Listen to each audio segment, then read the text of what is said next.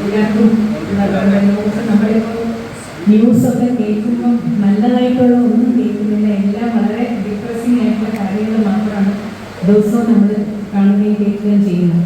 അതിൽ നിന്നൊക്കെ നമുക്കൊരു മോചനം ഉണ്ടാകട്ടെ എന്നുള്ളൊരു പ്രാർത്ഥനയായിട്ടാണ് ഞാനത് കാണുന്നത്. നന്മയാകുന്ന കാന്തി കാണുവാൻ കണ്ണിനാകേ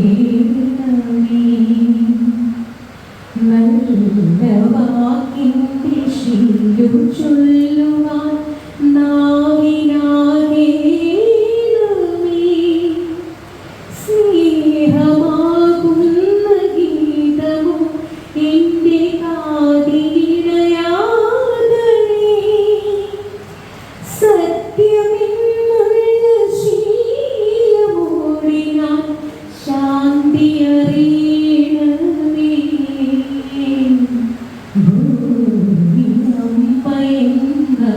ഭൂമിയമ്പയെന്നറിയുവാനുള്ള ബോധമുണ്ടാകണേ.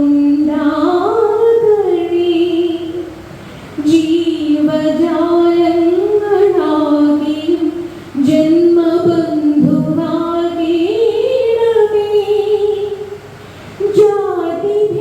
ജാതിഭേദങ്ങളെന്ന ശാപമോ ദൂരെ മറയണമേ.